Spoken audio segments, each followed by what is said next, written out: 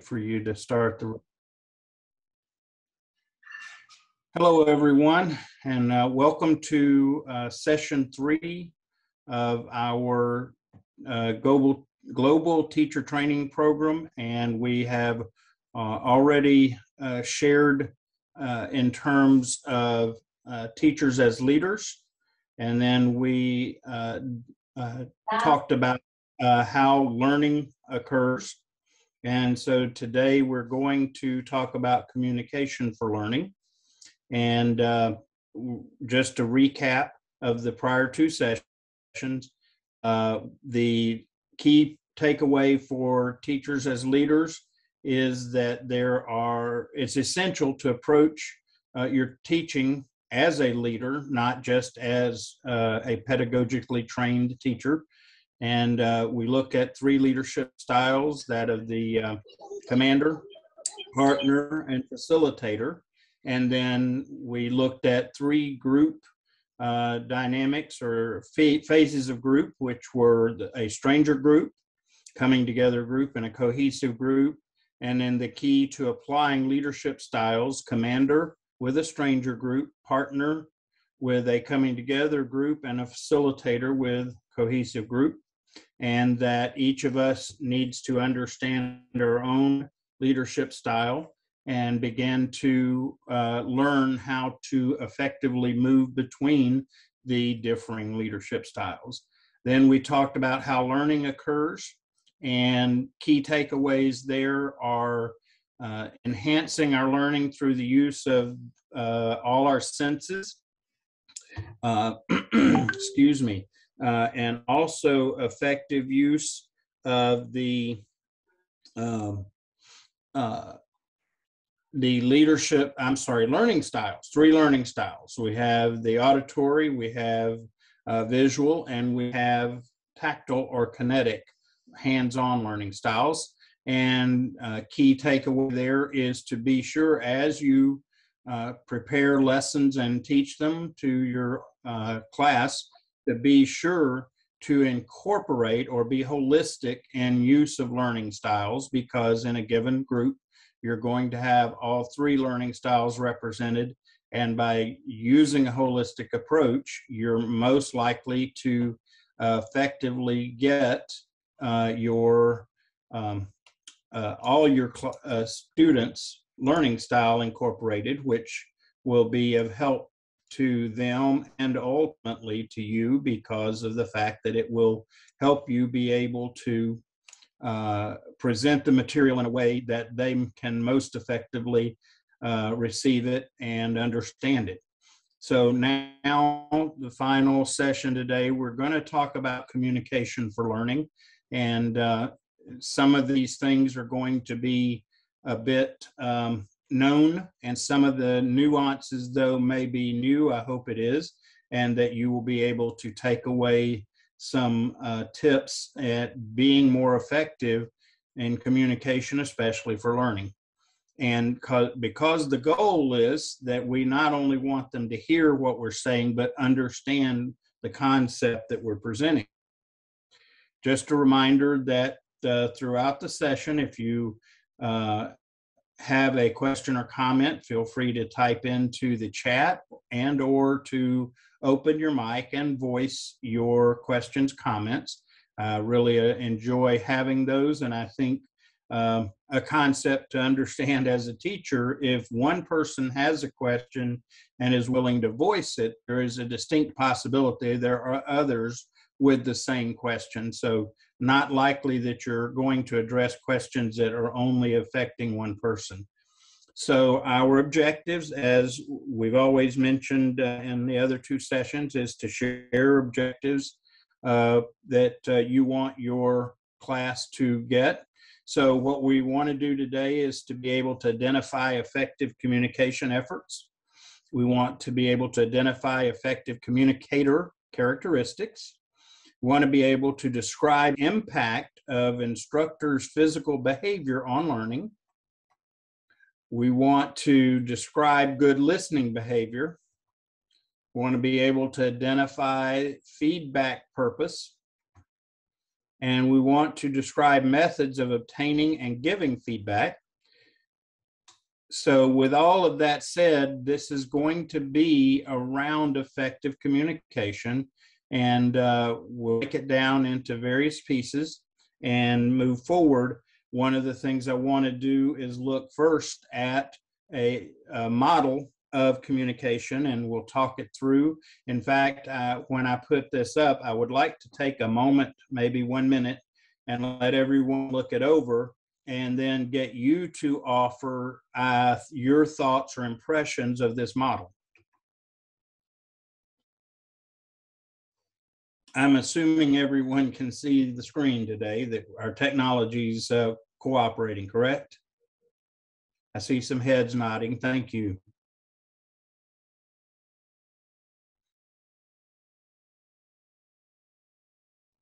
So would anyone be willing to open their mic and offer your thoughts on what this model is, what information we gain from this model?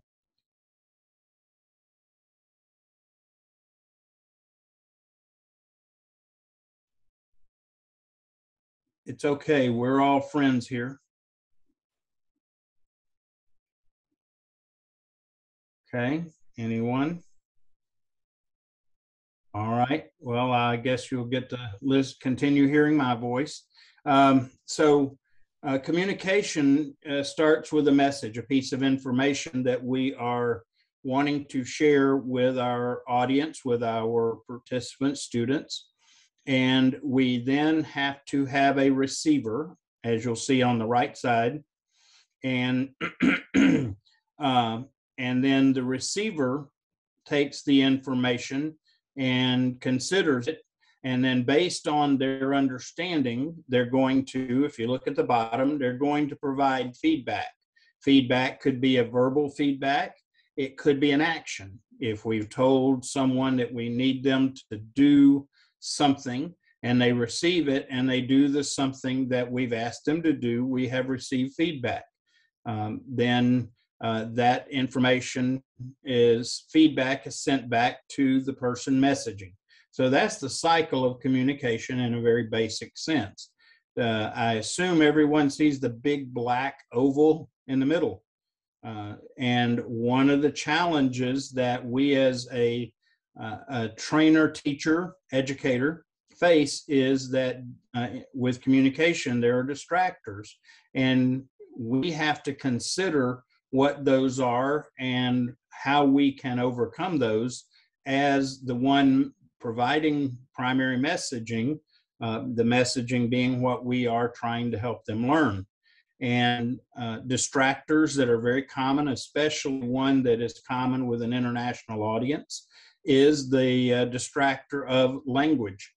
I know that many people throughout the world now speak English, but not all English is the same. In fact, for us as Americans, I question what true speaking English. I suggest we are speaking American, because when we try to communicate with someone from England or the United Kingdom, that is the originator of English, there are challenges there because American is actually a hodgepodge of language inputs from various countries and cultures. So language is a real distractor we need to take into account.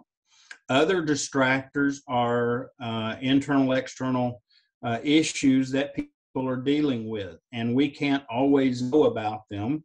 But as an instructor, part of your job to be most effective as an instructor is knowing your participants. We talked about that, and as part of the group dynamic and moving through those phases.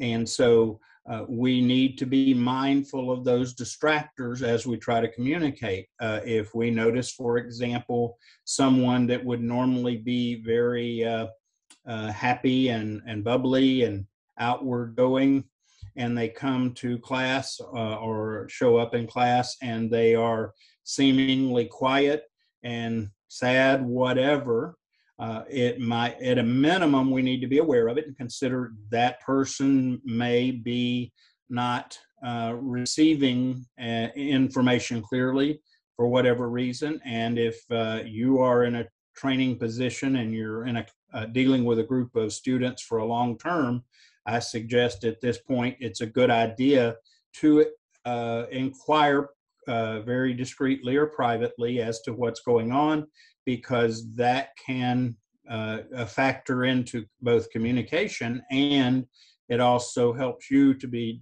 able to demonstrate caring to your students. And we've already talked about, as a leader, that caring is such a critical piece.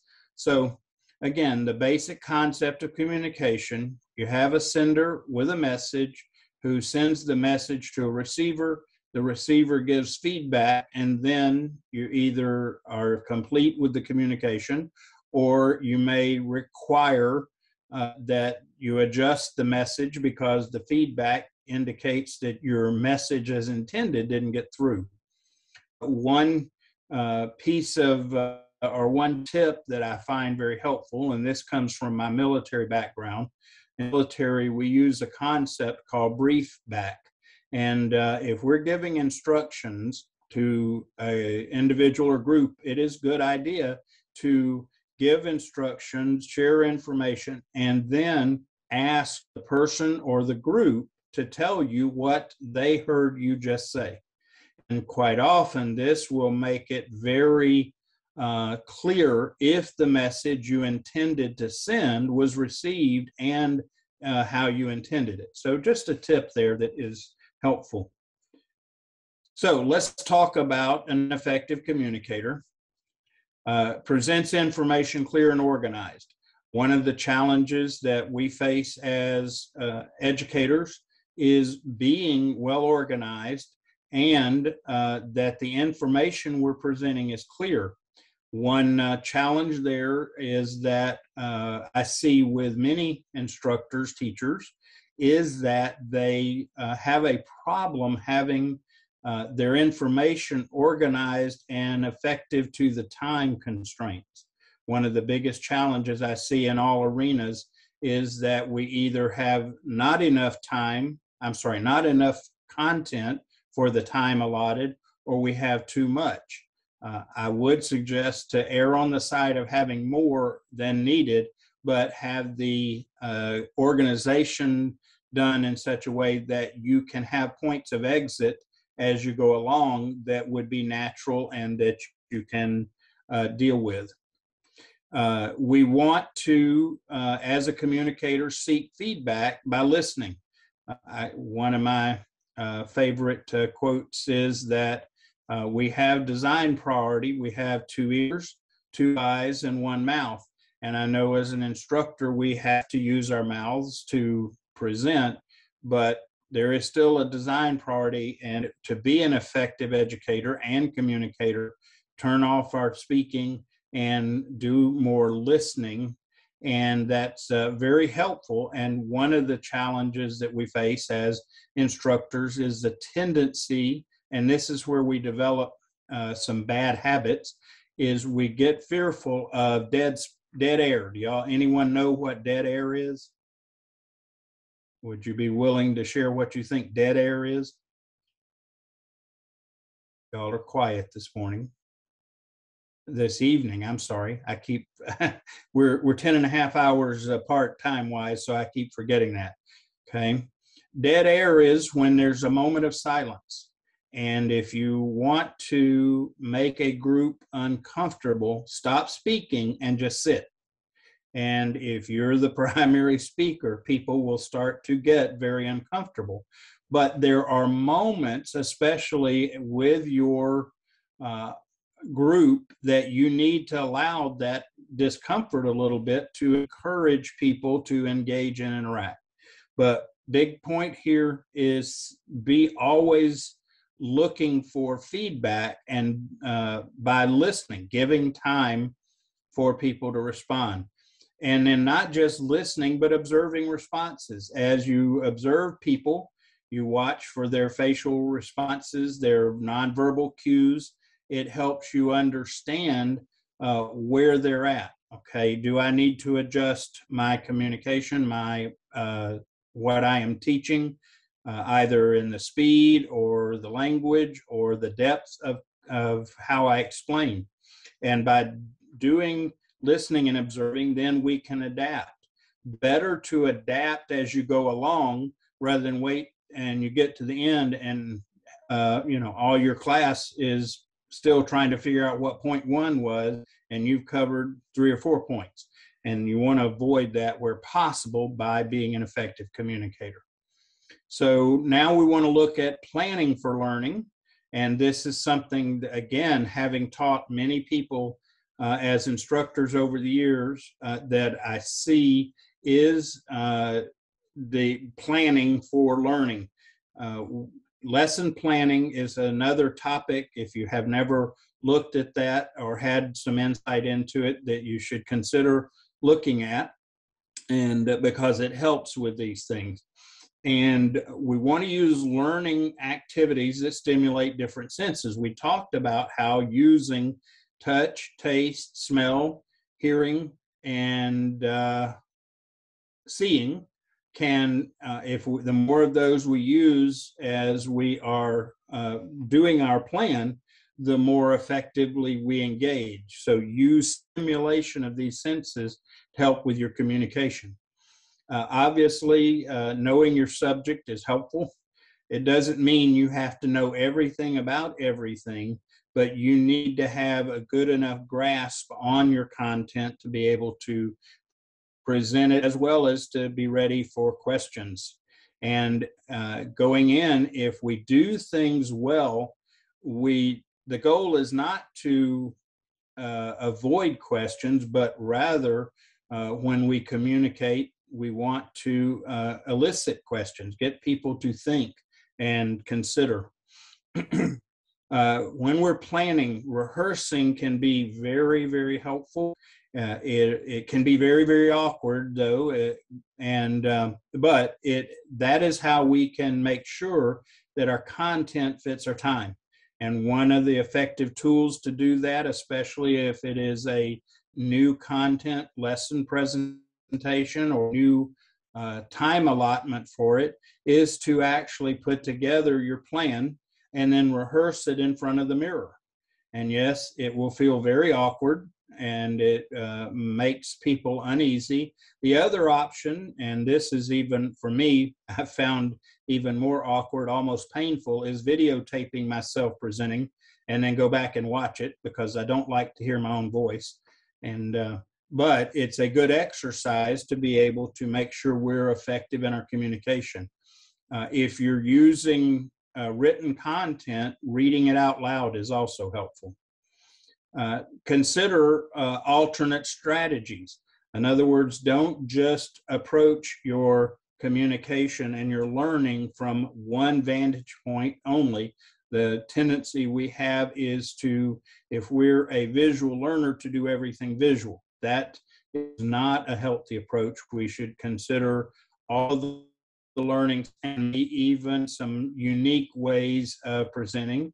I'll give you an example. I teach lower level math to adult learners, and I teach that math hands-on, because the audiences I typically teach to are hands-on learners primarily.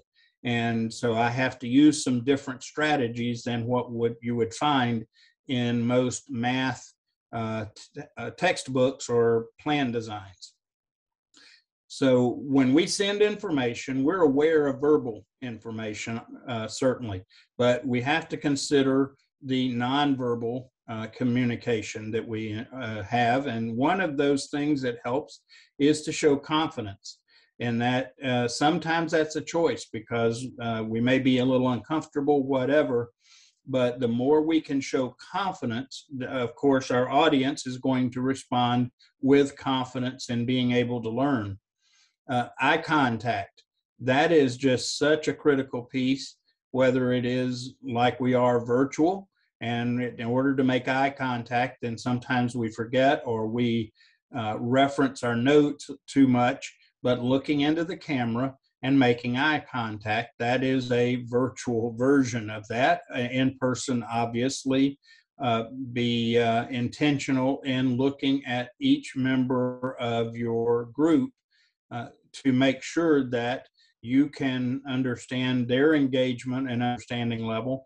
Plus, you are recognizing them as a person and validating them. And a nice side effect of this is, depending on your group age and type, it also helps you keep your group together and on task, because people that are recognized with eye contact are less likely to behave in ways that they would otherwise do if they feel anonymous.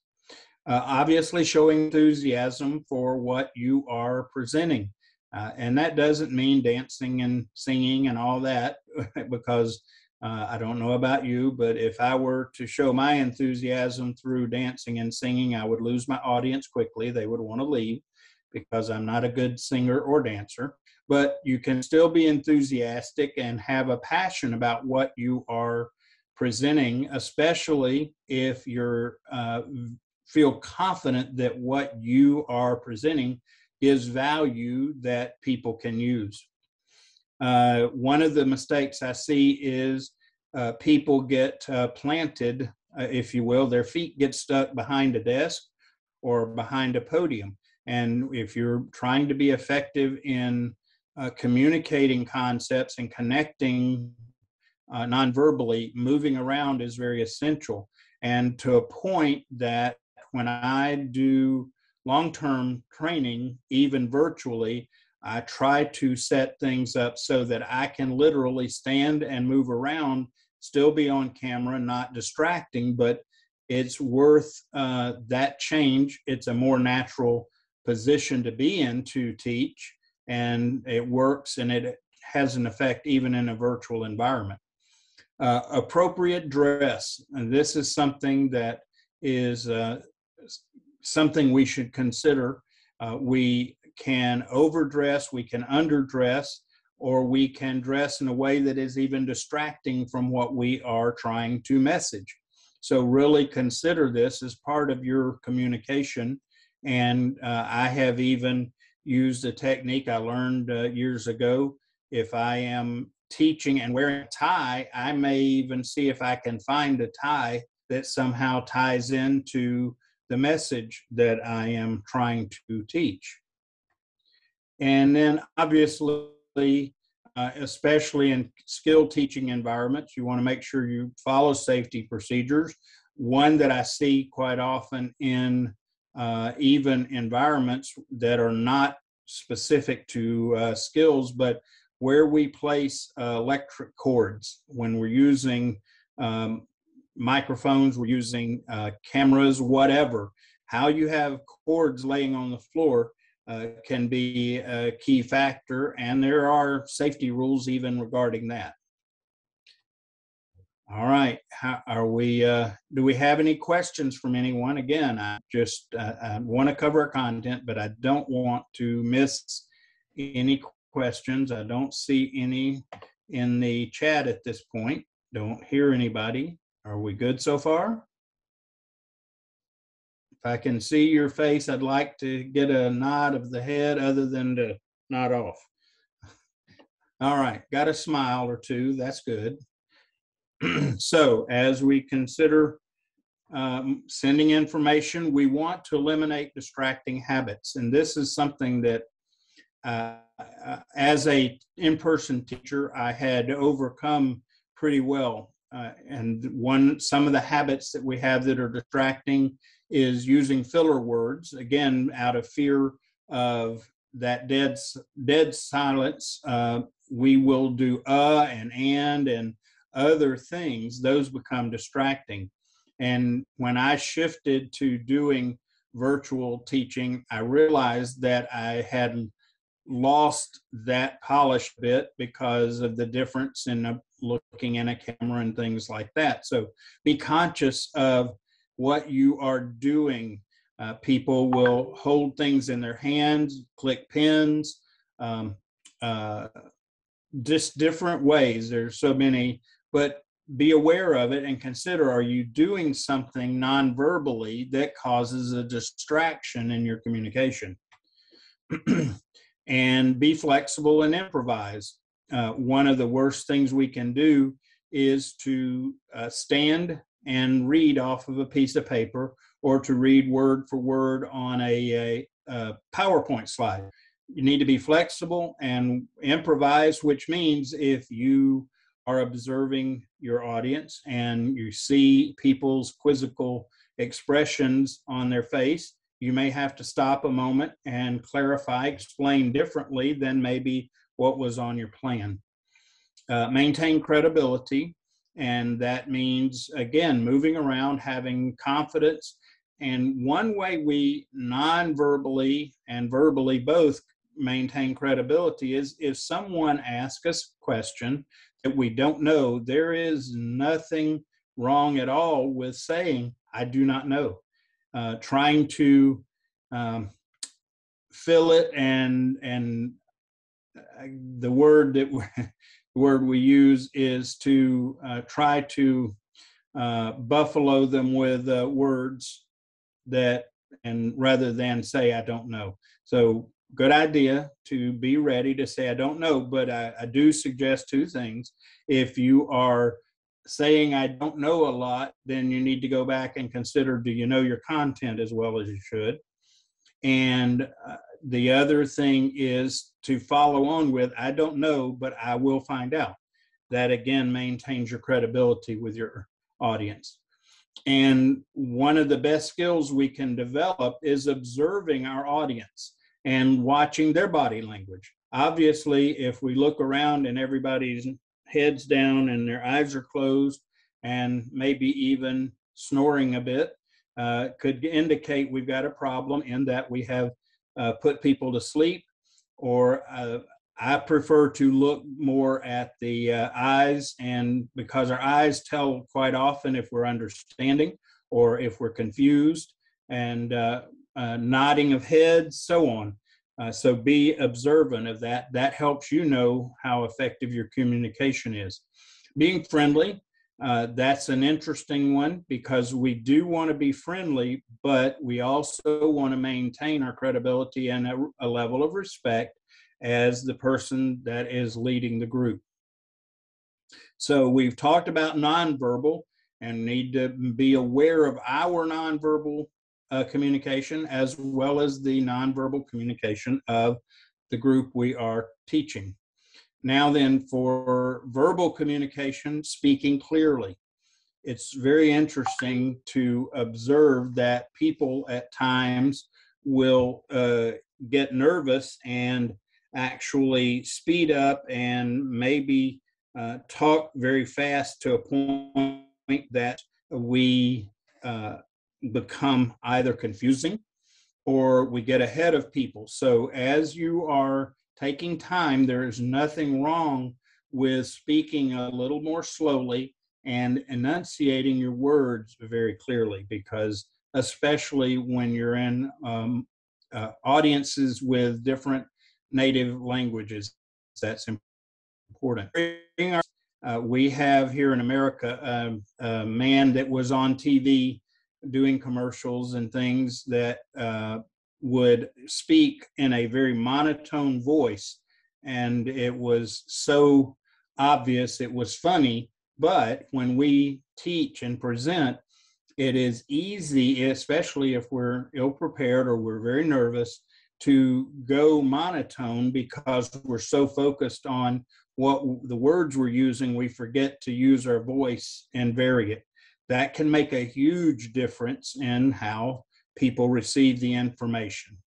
As I've shared before, when you're sending information verbally, always state your objectives. Tell people where you're going and what you want them to learn. Don't keep it as a secret like it's going to be a surprise at the end. Doesn't work. Familiar language, and this is some relationship to cultural language, but it also has to do with terminology. If we're teaching a concept that is new to people, we need to make sure not to assume that they know the language of that concept. For example, when you get into math, this is something I see often, is that we don't effectively help our audience understand the terms in math. And if we don't understand those terms, it's going to be hard to get the concepts. So the first piece of learning that you may need to do is to let people understand some of the terms that they might not know. Another area would be medical, or my background is in construction. I could speak for 5 minutes using language familiar to people in construction, and a lot of people would look at me and not have understood a bit of what I've said. So use familiar language or make it familiar to your audience. And as I just said, defining unfamiliar terms, don't assume. Oops, pushed the button too fast. Relate information to personal experience. This is such an important part of teaching. When we can identify what we need someone to learn and help them apply it to something they already know, they are then able to remember by association. And memory by association is a very powerful way to learn and retain information. As an instructor, when I was teaching in a high school environment, I had to become familiar with some popular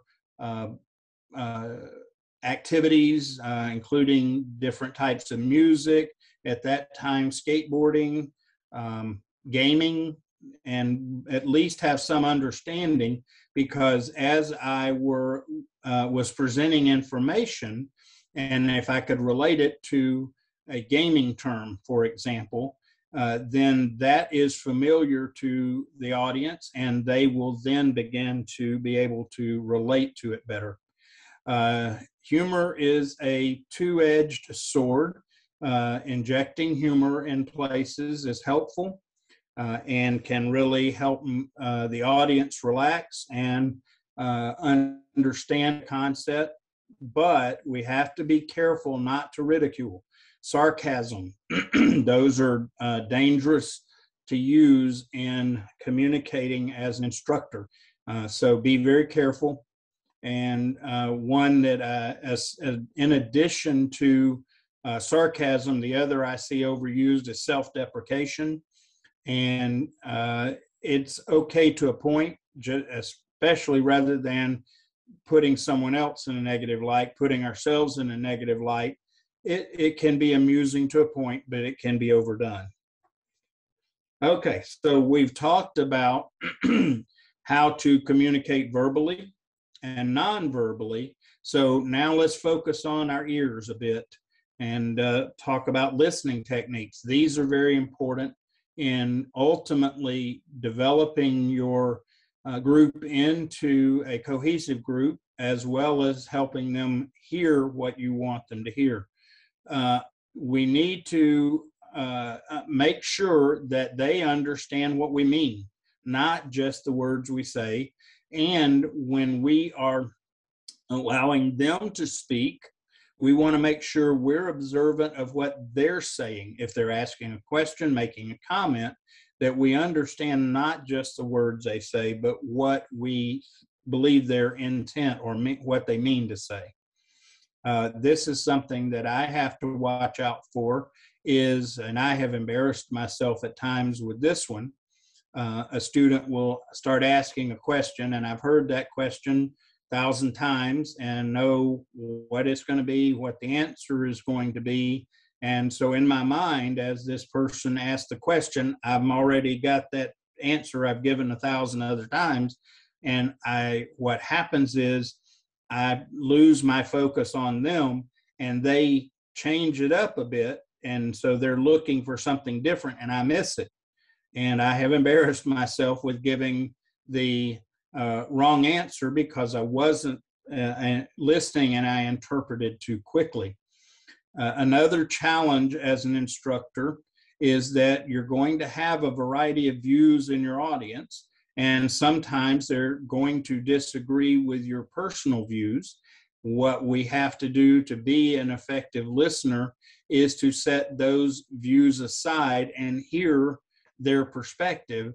And unless it has to, their view is in conflict with your content, then you just have to respond to what they say and ignore the views that they express. This is another one that I see happen, and I have to challenge myself with, is because the way my brain works, people start asking questions, making comment. My brain is rushing ahead to formulate an answer and consider how to respond. And I have to make myself focus on the person that I'm listening to. And I have to make myself at times listen to the very end of the question or comment in order to be effective. And as I just mentioned, preparing an answer while listening is a very bad habit. I see a lot of people do this, and just encourage you to make a choice to really focus in and hear what is being said, and also express interest in it. It is in fact, a way to help you take a moment to formulate your response is just make the comment. Well, that's a very interesting question. That's a very interesting comment. And while we show that interest, it gives us a chance to begin to consider what has been said. One of the important things, and a real technique that I learned years ago from a master teacher, is that, especially if you've got a very engaged audience and lots of people wanting to question or comment, is that way you can keep in control is to acknowledge that there are other people want to speak, and there are different techniques. One that I learned is, if I've got one person already speaking and another person is raising their hand and going, oh, let me say, is to look at the second person, raise a finger and say, I'll get, even just mouth, I'll get to you in a moment. The other aspect of not acknowledging a speaker to listen is to say, okay, Mr., Miss, Mrs. So-and-so is now going to ask the question or make a comment, so that you are acknowledging them for that moment and recognizing them. Again, don't interrupt. It's a real tendency because when we talk about content, we're supposed to be the expert in that content, and it's real easy to anticipate and interrupt. It's a bad habit for effective listening. And then recognize that people's native language may be different, and their understanding of terminology on the topic may be different. And so if someone says something and it appears wrong, it may not be that it is wrong. It is maybe that the way they're expressing it is not clear, or they don't understand the terminology involved. So just have that as an expectation. Part of listening is allowing others to provide feedback. As a good instructor, we want as much feedback from our audience as possible as we go along. This helps them and it helps us. And then observe the person's body language. If someone's asking a question, making a comment, be very cued in on their body language to help you, because by observing not only their verbal communication, but their body language, nonverbal communication, we have a better chance of understanding their question. And as an instructor, we've talked about having a positive learning environment, and part of the way we maintain that is our responses to communication by others. And we have to be careful when someone makes a comment, ask a question that we think they should know, or that is out of place. We have to watch not to roll our eyes or shake our head and go, oh my. That will certainly tear down our positive learning climate when our body language expresses thoughts that we shouldn't be expressing. All right, so now we've talked about the listening, now let's talk about getting feedback. If someone is asking a question or making a comment we're not sure about, we may not understand, we ask them to restate it or paraphrase. Change, maybe have them give it in a little different words so that we can understand what their feedback is. And also, as they are giving feedback, look at their reactions. Okay, because again, it communicates more than just words, it communicates intent. And when we're getting feedback, the value of that feedback is that we are adjusting our pace. And when I use the term pace, that means how quickly we are presenting the material. If we are getting feedback, nonverbal feedback from people with a quizzical look on their face, we know then we need to slow down. If we are watching people seemingly bored or with the material, we may need to pick it up. We may be explaining too much. Adjusting the tone of our voice is really interesting. We can say the exact same words with different tone of voice and the meaning becomes very different. We can go from, by adjusting tone, we can go from communicating a compliment to a criticism just by changing voice. So be mindful of that, but don't maintain the same tone throughout because that'll put anybody to sleep. And listen carefully to the comments. Not only will they tell us people's opinions and all, but it helps us to know what their level of understanding is as people comment. If we're talking about one thing and they start talking about something else, it might tell us that they're not tracking or paying attention, or it may be that they've associated two of the concepts in the wrong fashion and we need to explain or adjust. One of the things that we have to be careful of is to keep an open mind.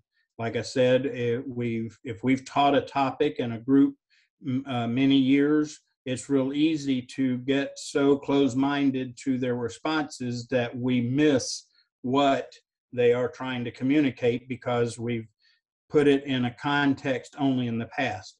So keep an open mind and realize that someone may bring something you haven't heard of or encountered, even if you've been doing this a while. And then watching facial expressions. They are very telling in where people are and hearing what you're communicating. There are ways that we should encourage feedback. One is to make, when you plan your lesson, what you're teaching, put time in for people to respond. If we don't stop and give them a chance to respond, quite often they won't. And we want to really encourage comments. You've noticed that along the way, I stop and I check to see if anyone has a comment. And when I get a group to a point that I want them as a cohesive group, my challenge usually becomes keeping the comments contained so as not to lose sight of covering what we need to in the given time frame. Ask for questions. And one of the worst questions we can ask as an instructor is, are there any questions?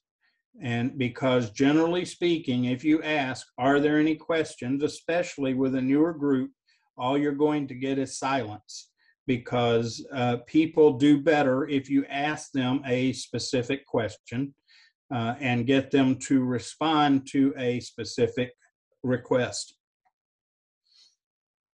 And just do different things to encourage participation. Remember, adult learners do best if they are involved, if they get to participate in what they're learning. And that means that we don't constantly lecture. We want to do interactive type things. Group activities is a good one, especially with adults, is that you present a concept and have them get into groups and discuss the content and have them present what their findings are back to the entire group. And I will tell you, if any of you are like me, you're a commander style leader as your primary style, that's a difficult one to do group activities because you can lose control of it very quickly. And so, my apologies. You can lose the group, but group activities is a great way to encourage participation. This one seems like an obvious, but it's a good idea every now and then to at least smile a little bit. And I know I have a tendency to get so intent on what I'm saying and what I'm trying to present, I forget to smile. And it's something that we need to really make ourselves do. In fact, on your lesson plan, periodically you may put a smiley face or something like that just to remind you, smile. People hope that you're happy to be there, and so that they will be happy to be there. So when we're giving feedback, make comments specific. Very big problem I see with instructors is they just say, well, that was one of the dumbest things I've ever heard. And it may be true that it was one of the dumbest things you've ever heard, but that is not an effective communication. You say something to the effect, well, I don't think you understood the meaning of this term. Let's address that, or let's revisit. But when you're giving feedback, be very specific. And let the learner know that you're going to give feedback. And maybe, if depending on where your audience is, your group is in their process, let them know that how you give feedback, and explain a bit your approach. It's always a good idea to start with a positive. We have to be careful not to sugarcoat it to a point that they don't understand what needs to be corrected, but again, starting with a positive is helpful. If there's an issue enough that it becomes a distraction to the group and it's not benefiting the entire group, you may need to set aside time to give feedback in a private fashion to people, and set maybe before class, after class, during a break, whatever. So, a lot to be considered to communicate for learning. And let's go over, as I've explained before, always a good idea to review your content. And we ask questions like, what are the components of effective communication? We talk about define communication, give examples of nonverbal ways a teacher communicates with students. When beginning of a lesson, why should the teacher state the objectives? How can feedback improve learning? State some of the rules to follow in providing feedback. Why is listening so important to teaching? What are some of the characteristics of a good listener? And so, as you can see, we mentioned about using questions, or making specific specific questions, specific comments. You notice those reviews indicate specific questions being asked. And so as of this point, that's all I have to offer. I would like very much to give you some time and receive some feedback from you, thoughts, comments, corrections that you would be willing to share with me and the group, and before we wrap up. So I'll ask a specific question. Did anyone learn a new concept in regards to effective communication? And if so, would you be willing to share that with the rest of us?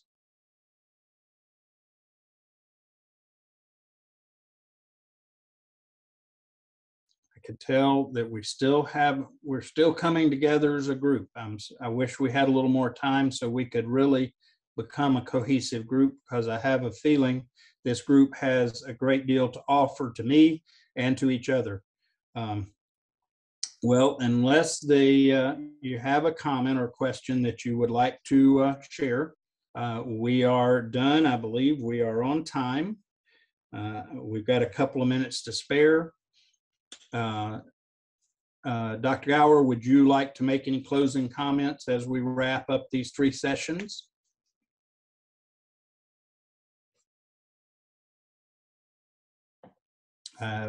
Apparently, Dr. Gower is occupied, and that's fine because this is, I'm responsible for your learning today. So, yeah. So it is. Go ahead.